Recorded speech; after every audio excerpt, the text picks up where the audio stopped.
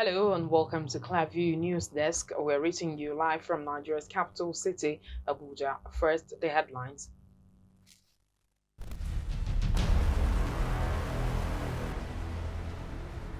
You are behind attacks on my house and convoy. CUPP spokesman Ikenga tells Imo State Governor. Catholic bishops want Christians, political parties, Independent National Electoral Commission to be actively involved in the electoral process. Democratic Republic of Congo stands still as Pope Francis celebrates largest mass ever.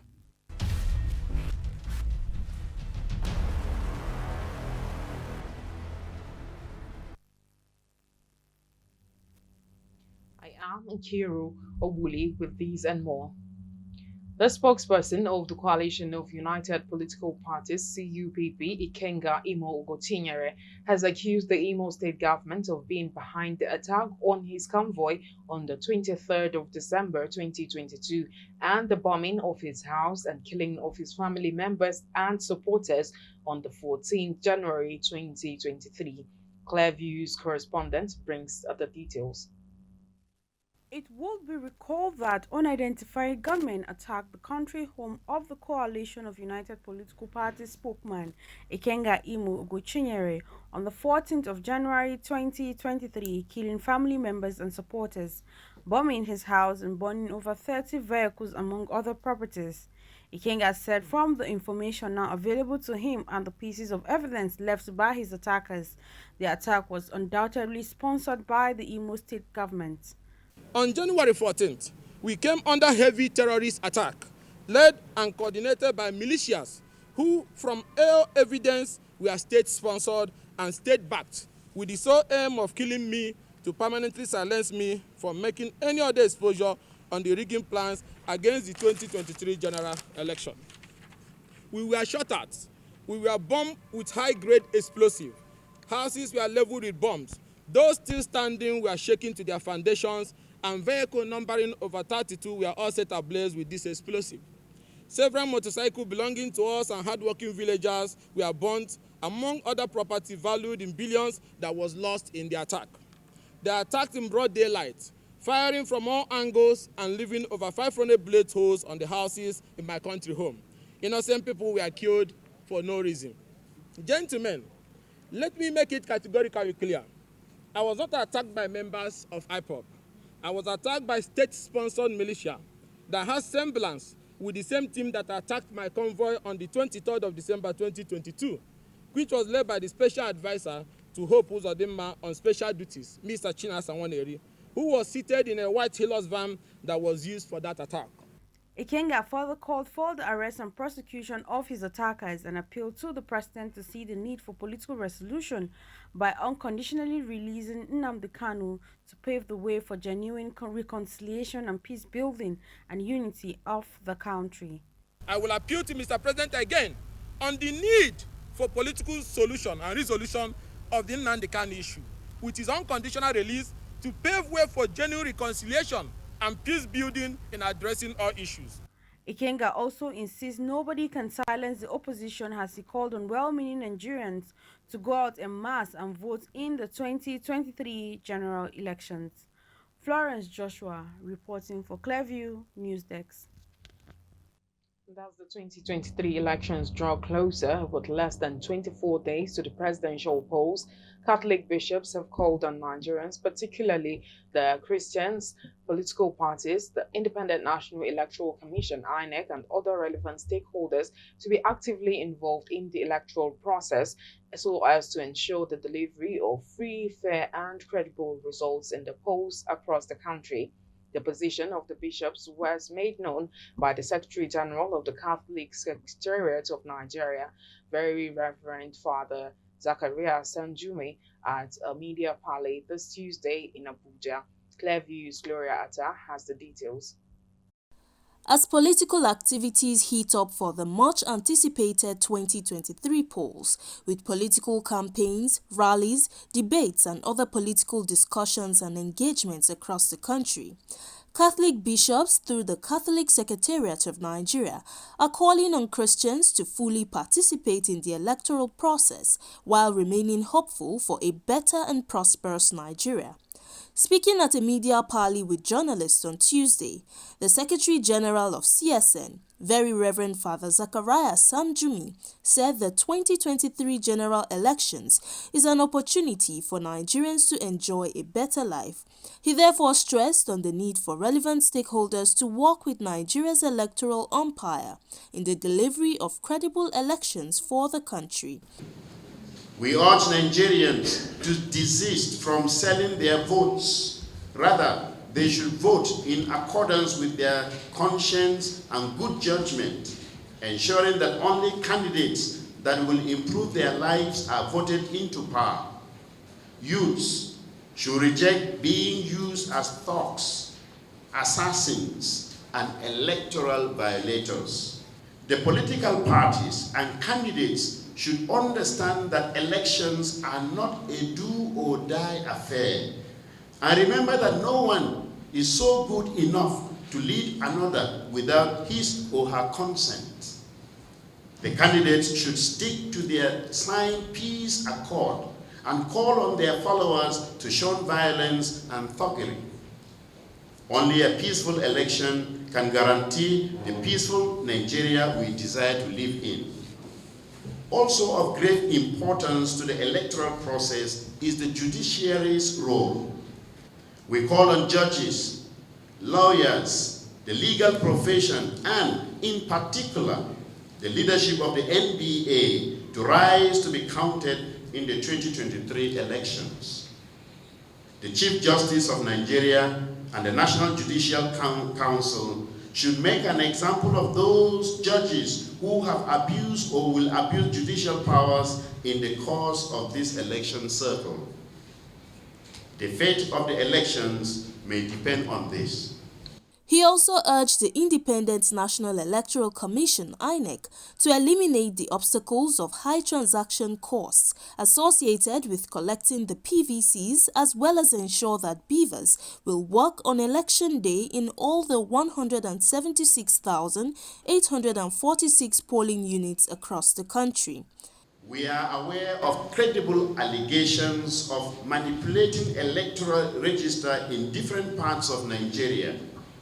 We implore INEC to investigate these allegations diligently and to ensure that to the extent that they are well-founded, anyone implicated is brought to account in a timely fashion. Furthermore, it has been discovered that multiple registrations happen alongside willful and incorrect entries of voters' information. We implore the Commission to ensure that the necessary due diligence is observed in the accurate documentation and cleaning up the voters' register. This year is a very special one for our nation because the 2023 general election offers a sign of hope in the midst of the national disaster we have found ourselves in. The Catholic Church has shown a lot of concern about the plight and sufferings of the common man in Nigeria. Speaking on the state of the nation, Father Samjumi decried the killings and destruction of lives and property of citizens across the country due to the worsening security situation and assured Christians of God's continuous love for his children in the midst of challenging moments. The media parley also touched on the upcoming Catholic Bishops' Conference, slated to hold from the 11th to 17th February 2023 with the theme, Citizens' Participation in Good Governance in Nigeria. The conference aims at finding a lasting solution to perennial social and developmental challenges affecting the country. Gloria Atta, reporting for Clearview News. Yaga Africa this Wednesday organized a two-day conference with the hashtag Ready to Run conference for young candidates vying for different legislative offices in the forthcoming general elections. Clavius Gloria Atari reports that the conference is aimed at equipping candidates with relevant skills and information as they prepare to navigate through Nigeria's electoral process in the polls.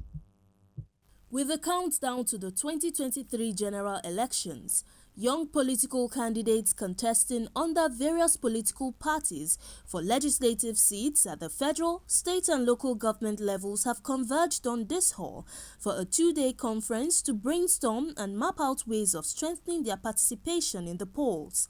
Speaking at the event, the executive director Yaga Africa, Samson Itodo, said the conference with the theme Pathways to Electoral Success is aimed at helping candidates plan for the electoral process as well as equip them with the right attitude and values that will enable them deliver good governance and quality representation in Nigeria. The theme for this conference is Pathways to Electoral Success. And as part of what we consider pathways, we believe that candidates should understand first what's the election procedure and what are the processes involved. And the essence of that is to help you effectively plan for the next couple of days. But then we would also look at the legal framework, because there are several things that are contained in the legal framework that as candidates you ought to know. And then we will look at things like political communication. What we have tried to do is to streamline the sessions in a way that it responds to some of the needs that we feel based on our interactions with you and candidates over the last couple of years. It's important to be equipped with that information.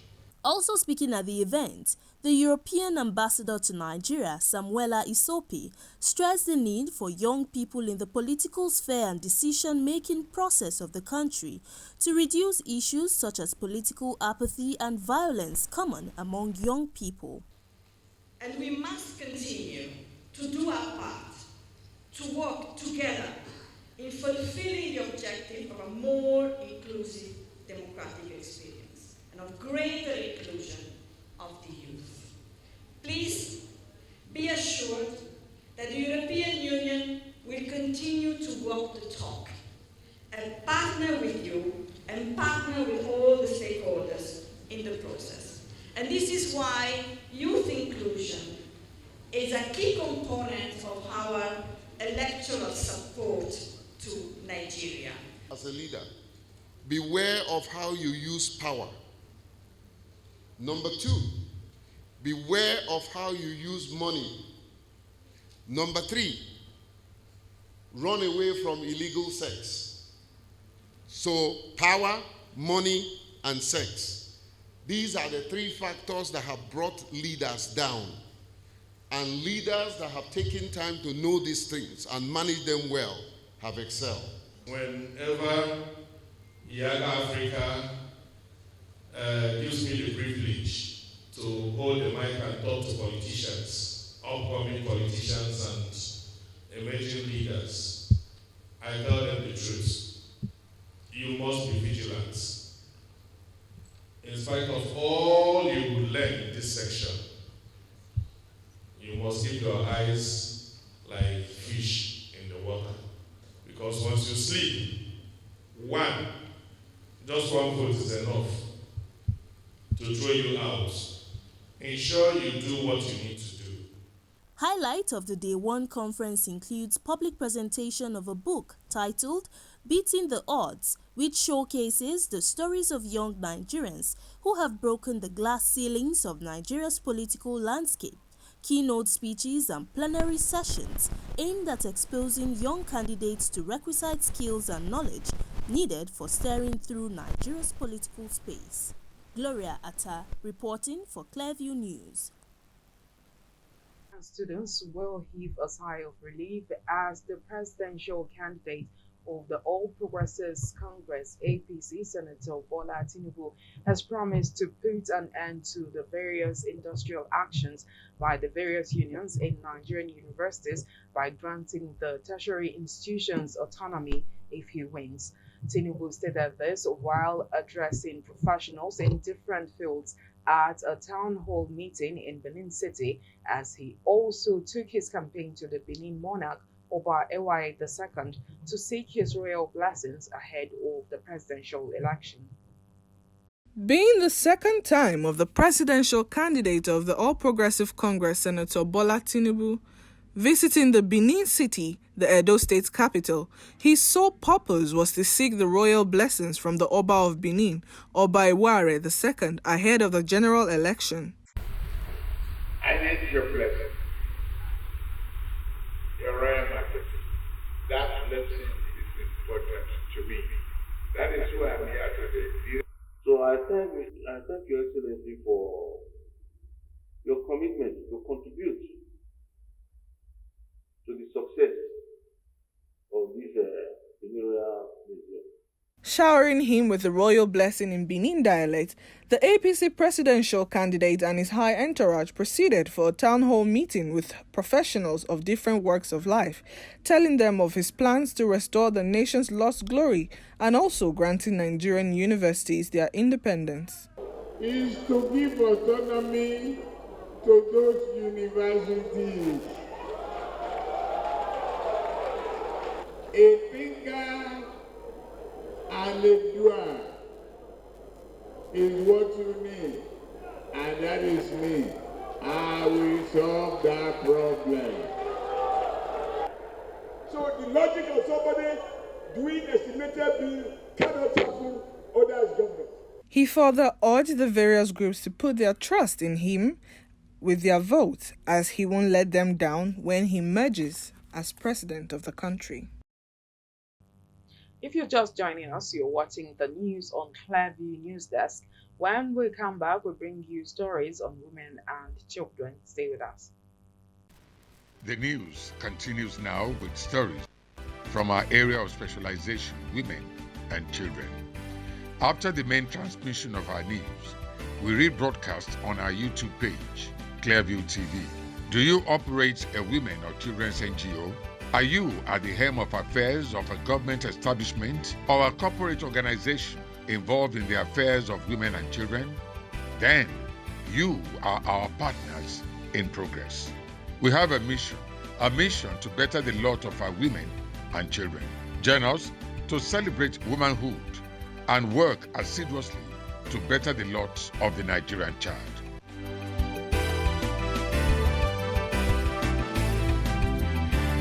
This is our mission. You're welcome back. 533,084 candidates have so far registered for the Unified Tertiary Matriculation Examinations as of Tuesday. The Registrar of the Joint Admissions and Matriculation Board, Professor Ishak Oloyede, stated this during a monitoring exercise to some CBT centers in Lagos. The JAM boss also announced the suspension of 4 UTME registration agents for charging above the stipulated 5,700 naira examination fees. 4 EP vendors have been suspended with immediate effect by the JAM registrar Ishak Oloyede for charging more than the assigned fee of 5,700 naira from applicants and urging other approved CBT centers to desist from extorting candidates or face the wrath of the law. Discover where you sold the thing higher than the price. You will get to know now, because I have the evidence and we are going to suspend you now, immediately. Being able, at least cumulatively now, we have Remitter, we have e-Transact, we have digital partners, and we the one, Parkway. You are also the thing. And we are going to deal with them. We suspend them, and because we pay them commission for it, they ought not to have cut corners. And you can see even the most embarrassing discovery we got today of a bank that is affiliating with Remitter to extort candidates for up to 3,000. He further stressed that candidates should have their personal email while registering, as it enables candidates to be technologically sound, also emphasizing that it is cost-effective for JAM rather than text messages. It costs us a lot of money to be communicating with these candidates on text message. Email costs less, if any, even if you are looking at that side. We have always been providing for email, but because candidates and so on, we have been saying, oh, let it be optional. But the whole world cannot be going one side while we are going another one. The registrar noted that the registration for UTME examinations, which started in January 14th, will end in February 14th, noting that there will be no extensions for registration.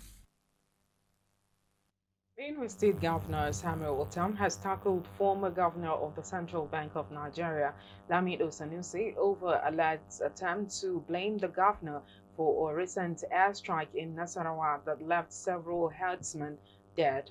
Otam spoke on Tuesday during the inauguration of the Benue Sexual Assault Reference Center at the Benue State University Teaching Hospital in Makurdi. According to a statement by his chief press secretary, Nathaniel Ikenga, Sanusi made the comments in a recent video linking Otam to the recent incident in Nasarawa State. The Benue governor reiterated that the source of the incident is still a subject of investigation by relevant agents. Otam was quoted as saying he does not intend to join issues with the 14th Emir of Kano because of the sacredness with which he holds human lives. The governor, however, insisted that the anti-open grazing law, which Sanusi reportedly made reference to in the video, is a law that was validly passed by the Benue State House of Assembly, which prescribes penalties against its violators. On the foreign scene, Pope Francis has celebrated one of his biggest masses with around 1 million attendees in Democratic Republic of Congo's capital. Huge crowds started to gather in Kinshasa well before dawn, including scores of schoolgirls dressed in white who danced along the Pope's route. A public holiday was declared so as many people as possible could attend. Around half of DR Congo's population is Catholic, the largest Catholic community in Africa. It is more than 37 years since a pope had visited the mineral-rich but conflict-ridden country. A 700-person choir that had been practicing together long before the pontiff was originally due to visit last July had been assembled specifically for the event. The Pope's original visit had to be postponed because of poor health. There had been some murmurings that the Pope had not been as critical of DR Congo's political leadership as some had hoped, but the Mass at Ndole Airport was a joyful event and the pontiff did have a strong message of peace for those engaging in conflict in the country. On the second of his 6-day visit to Africa, he said warring sides should forgive one another and grant their opponents a great amnesty of the heart. He went on to espouse the benefits of cleansing one's heart of anger and remorse of every trace of resentment and hostility.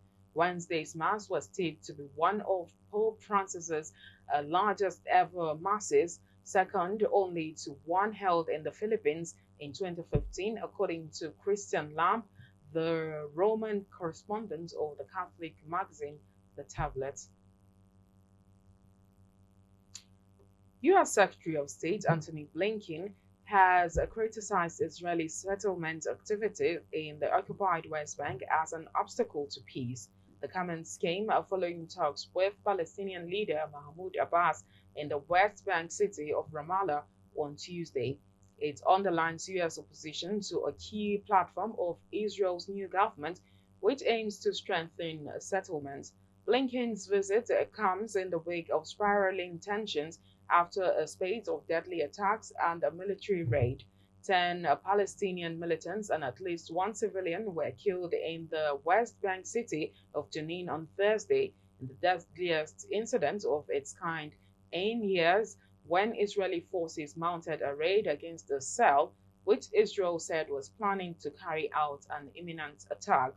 The following day, 6 Israelis and a Ukrainian were killed when a Palestinian opened fire near a synagogue in East Jerusalem, Then, hours later, an Israeli father and son were wounded when a 13-year-old Palestinian shot at a group of people also in East Jerusalem. Two Palestinians were also shot dead in separate incidents in the West Bank on Sunday and Monday, one who Israeli officials said was approaching a Jewish settlement with a gun. Israel and Palestinians have long accused each other of violating accords of the early 1990s, which aimed to lead to an eventual peace agreement between the two sides.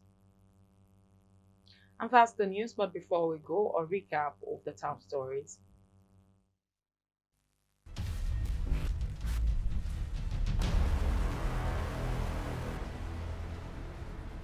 Spokesperson of the Coalition of United Political Parties (CUPP), Ikenga Ugochinyere, has openly accused the Imo State governor of being behind the attack on his convoy on 23rd December 2022 and the bombing of his house and killing of his family members and supporters on 14th January 2023.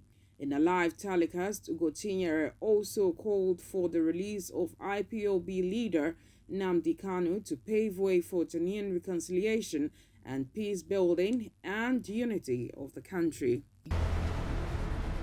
As the 2023 elections draw closer, Catholic bishops have taken a position with a call on Nigerians, particularly the Christians, political parties, the electoral umpire, and other relevant stakeholders to be actively involved in the electoral process to ensure the delivery of free, fair, and credible elections in the country.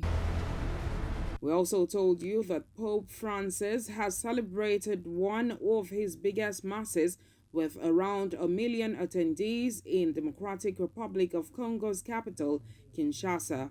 The Pope used the occasion to preach peace and called on warring sides to forgive one another and grant their opponents a great amnesty of the heart.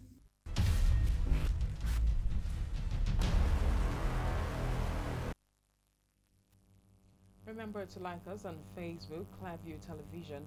Follow us on Twitter at Clearview Online. Follow us on Instagram at ClearviewTV_Angie. And also remember to subscribe to our YouTube channel, Clearview TV.